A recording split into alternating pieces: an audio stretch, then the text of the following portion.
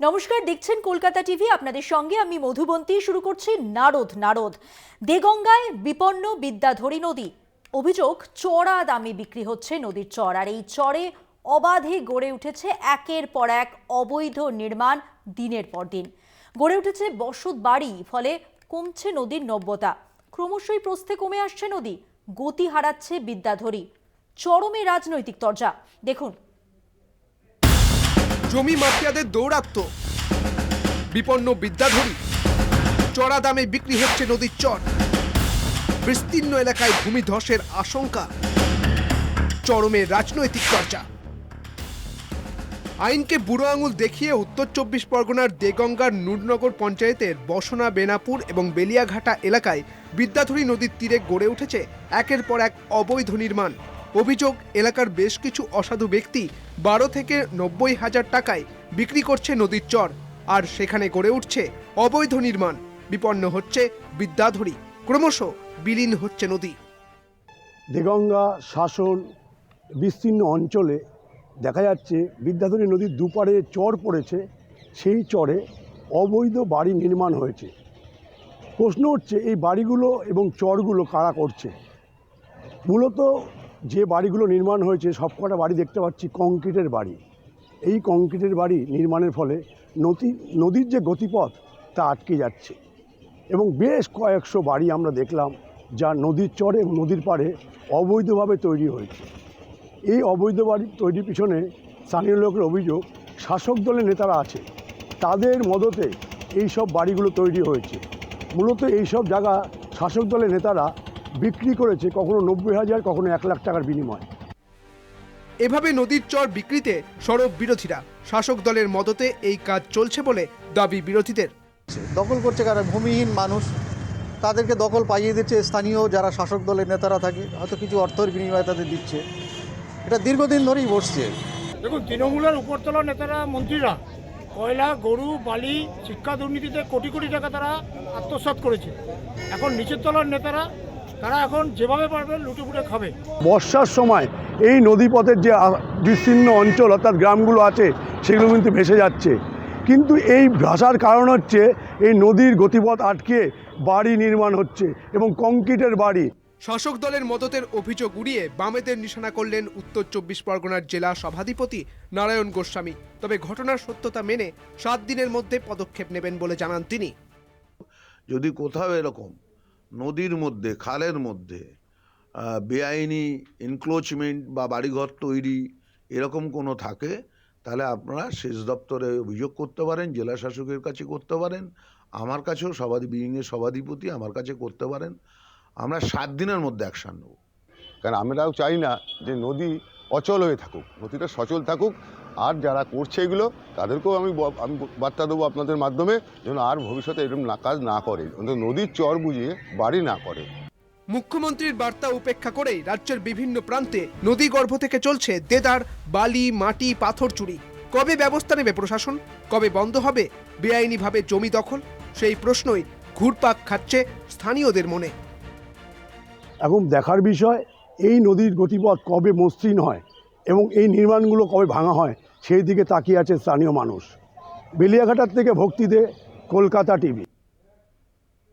আর নারদে এটাই আমাদের আজকের আলোচ্য বিষয়, বিপন্ন বিদ্যাধরী নদী। আমার সঙ্গে সরাসরি রয়েছেন তৃণমূলের পক্ষ থেকে প্রকাশ সাহা, আপনাকে স্বাগত আমাদের এই আলোচনায়। পাশাপাশি রয়েছেন বিজেপির পক্ষ থেকে কার্তিক বিশ্বাস, আপনাকেও স্বাগত আমাদের এই আলোচনায়। আপনারা দুজনেই দেখলেন। আমি প্রথমেই প্রকাশ বাবুর কাছে আসবো। নারায়ণ গোস্বামী তিনি বললেন যে এই সমস্যার সমাধান হবে, কিন্তু আমার যেটা প্রশ্ন, দিনের পর দিন এই পরিস্থিতি, প্রাকৃতিক বিপর্যয় হয়েছে, নদীর চর এইভাবে বিক্রি হয়েছে, সব মিলিয়ে যা পরিস্থিতি, এটা হতে দেওয়া হলো কেন?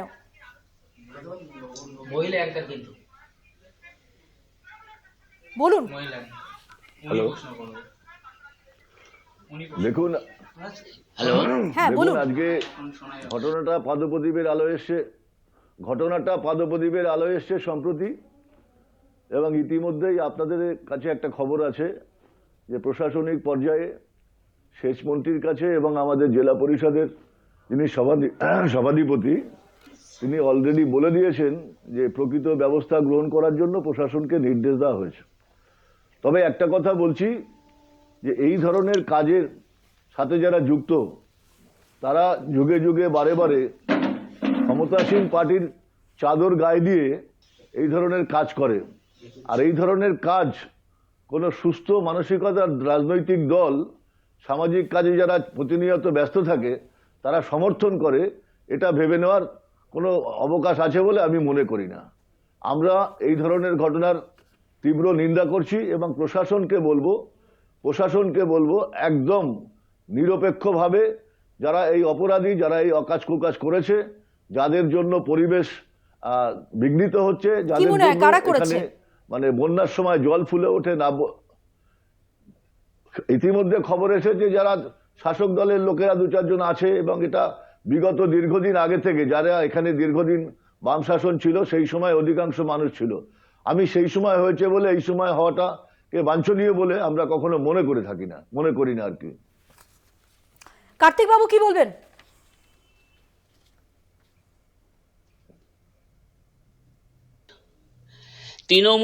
তৃণমূলীর ওপর থেকে নিচের লেভেল পর্যন্ত একেবারে নদীর বালিচুরির থেকে নদীর চর পর্যন্ত বিক্রি হচ্ছে, সম্পূর্ণভাবে এটা সত্য ঘটনা। আর তৃণমূলীর দুর্নীতি অন্দরে অন্দরে একদম ঢুকে আছে। উনি যেটা বলছে উনি সঠিকটা বলছে না। প্রকাশবাবু সঠিকটা বলছেন না আপনি, এবং বাম আমল থেকে চর দখলের অভিযোগ উঠছে। কোনটা বেঠিক বললাম? আপনি তো শুরু করলেন। আমি জানি না আপনার রাজনৈতিক আপনি বলছেন সিপিএম এর আমলে এরকমটা হয়েছে, তারা চাদর গায়ে দিয়ে শাসক দলের কাজ করে না। আপনার এটা ভুল। আপনি আমাকে বলতে দিন। আপনি এটা ভুল বললেন। তার কারণ আপনি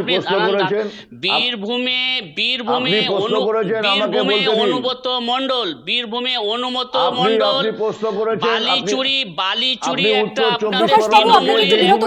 একটা তৈরি হয়েছে পশ্চিমবঙ্গে। স্পষ্ট করে বলুন।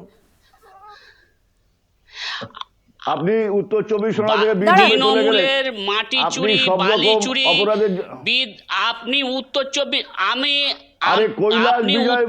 পরগনাতেই বলছি। আমি উত্তর 24 পরগনার ছেলে বালি চুরির নায়ক। আপনি উত্তর 24 পরগনা থেকে আবার বীরভূমে গেলেন কেন? আমাদের উত্তর 24 পরগনায় নদীর চর দখল করে বাড়ি পর্যন্ত হয়ে গেছে। আর এগুলো সম্পূর্ণ তৃণমূলের মদতপুষ্ট সিন্ডিকেটরা এইগুলো করছে। এটা একদম সর্বৈব মিথ্যা।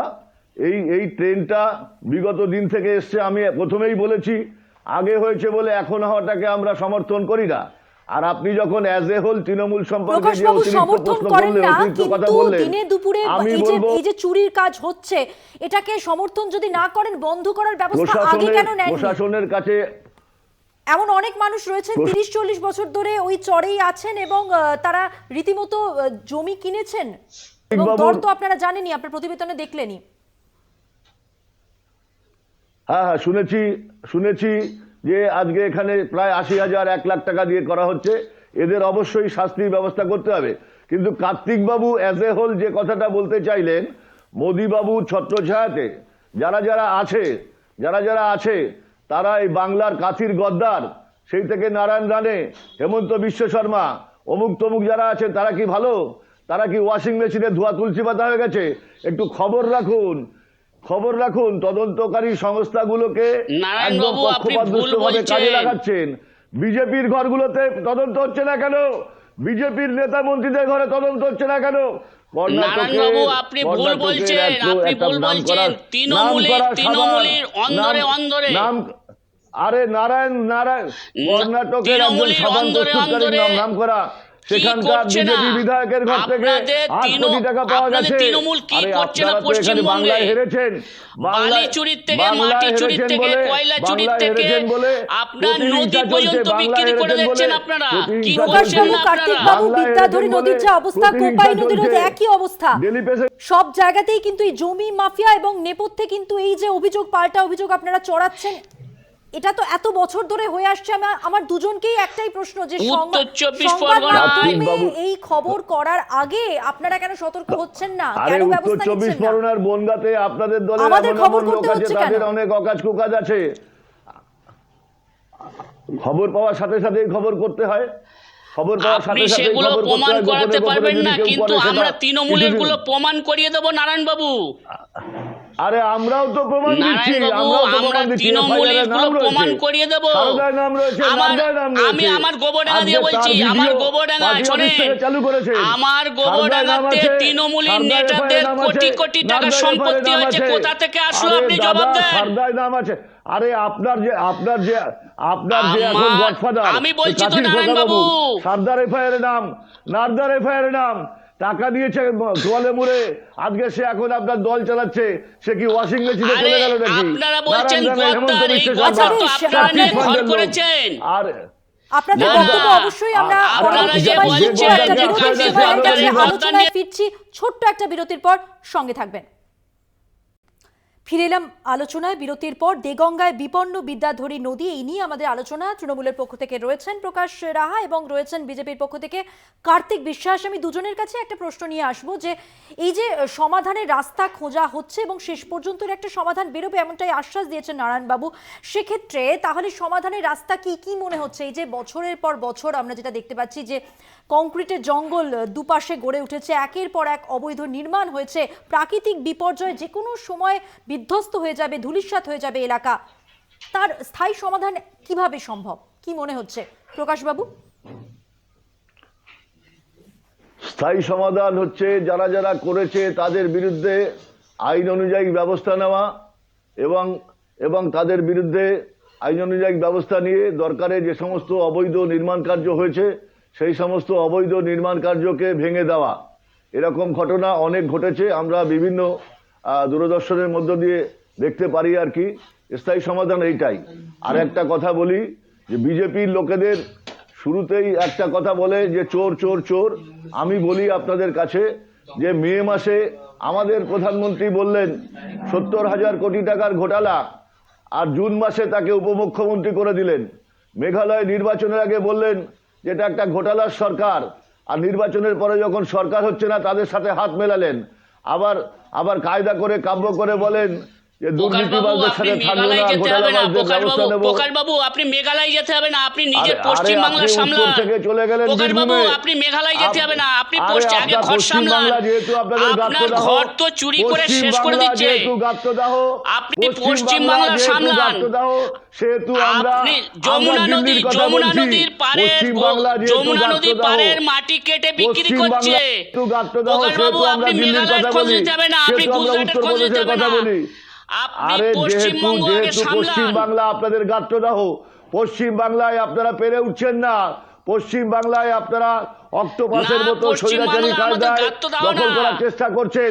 আরে পশ্চিম বাংলা যেহেতু গাত্রদাহ, সেহেতু আমরা দিল্লির কথা বলছি, সেহেতু আমরা দিল্লির কথা বলছি। আরে আমরা তৃণমূল, আপনারা হচ্ছেন বিজেপি মানে বেঁচে যাবে পুরো, বিজেপি মানে বেঁচে যাবে পুরো, আর আরএসএস মানে রাষ্ট্রীয় সরকারি সম্পত্তি।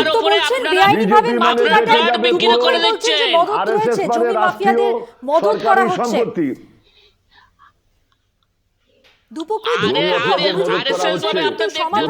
পশ্চিমবঙ্গেটা আগে ভাবুন, পশ্চিমবঙ্গ ভাবুন। বিজেপি মানে বেঁচে যাবে পুরো, যমুনা নদীর পাড়ের মাটি বিক্রি হচ্ছে রেগুলার। গোবরডাঙ্গার থেকে 8-10টা করে ট্রাক্টরে মাটি কেটে নিয়ে যাচ্ছে যমুনা নদীর মাটি। এগুলো সামলান।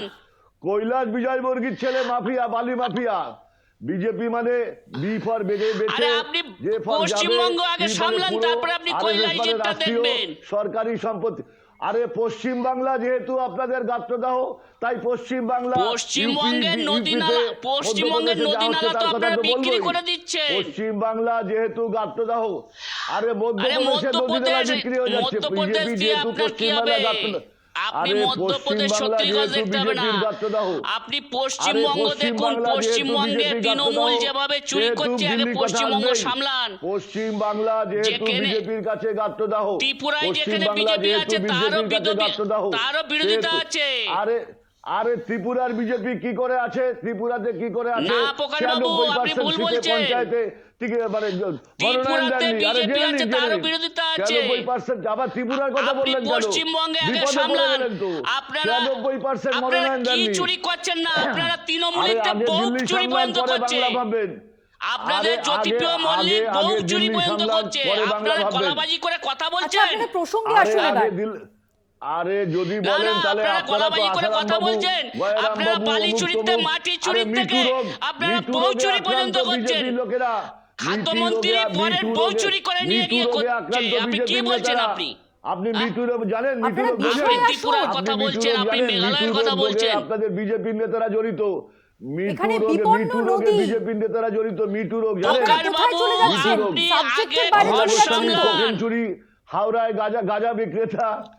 নাহলে ছেড়ে আপনি দিন আগে বিষয়ে আসুন। আপনি বাংলা আজকের নিয়ে এই যে যেহেতু আপনাদের এই যে গাত্রদাহ, তৃণমূলের সে তো এছাড়া দিল্লিতে কিছু আসবেই। রাস্তা নেই। নদীর দুধারে এভাবে একের পর এক অবৈধ নির্মাণ, তাই নিয়ে আমাদের আলোচনা। আপনারা প্রসঙ্গের বাইরে চলে যাচ্ছেন কেন? এর স্থায়ী সমাধান সম্পর্কে আপনাদের বলার কথা। সেখানে তৃণমূলের উত্তর নেই, উত্তর দিতে পারবে না তৃণমূল। তৃণমূল চুরি আপনি করতে বলুন তো, করতে এমন জায়গায় চলে গেছে, মমতাজির উত্তর কি দিতে মান আছে? আপনি বলতে পারবেন? সেটা উত্তর বলুন দিন না। স্পষ্ট করে। আপনারা উত্তর দিতে পারবেন না। কি বলো? আপনারা নদীর বলবো? মাটি উত্তর কেটে দিয়েছি তো। যেভাবে বিক্রি করছেন, শাস্তিযোগ্য- নদীর চর বিক্রি করছেন, আরে আপনারা উত্তর দেবেন কোথা থেকে? আপনাদের কয়লা বলুন। মাফিয়া রাজু ঝা যে মার্ডার হয়ে গেল, কয়লা মাফিয়া রাজু ঝা বিজেপির সাথে যোগাযোগ ছিল, যে মার্ডার হয়ে গেল, আপনাদের লোকেরাই তো করলো। তদন্ত যদিও চলছে, সেই ব্যাপারে কথা বলা উচিত না। আরে আমি বলছি কয়লা যে আপনি মাফিয়া বাংলা রাজু নিয়ে সাহেব যে বলছেন তো, মার্ডার হয়ে গেল, বাংলা আরে দিদির চলো, কথা ভাইপো থেমে গেল তো কেন? কয়লা বলুন। ডাকাতি থেমে করে গেল নিয়ে কেন? যাচ্ছে, আরে বলুন আপনি তো না, রাজু থেমে- ঝাড় কথা আরে বলছেন। থেমে গেল কেন বলুন না। আরে দূর মশাই, আপনি শুনে রাখুন, আপনারা বাংলা নিয়ে বেশি বলেন। বাংলা যেহেতু আপনাদের আপনারা জিততে ভাইপো পারছেন তো না, কয়লা আসতে পারছেন না, ডাকাতি করে নিয়ে গেছে। সেহেতু অন্য রাজ্যের আমাদের reference সময় আসবে। অল্প, বিষয়ের অন্য বাইরে আপনারা রাজ্যের চলে reference যাচ্ছেন। এক্ষেত্রে কি সমস্যার সমাধান হবে অবশ্যই ভবিষ্যৎ বলে দেবে। আলোচনা আজকের মতো এখানেই শেষ করতে হচ্ছে। আপনাদের দুজনকেই অনেক ধন্যবাদ। অবশ্যই বিদ্যাধরী নদীকে কিভাবে রক্ষা করা সম্ভব সেদিকে আমাদের নজর থাকবে। নারদের আলোচনা এখানেই শেষ করতে হচ্ছে আজকের মতো। আপনাদের চোখ থাকুক কলকাতা টিভির পর্দায়। রাত দিন 7 দিন।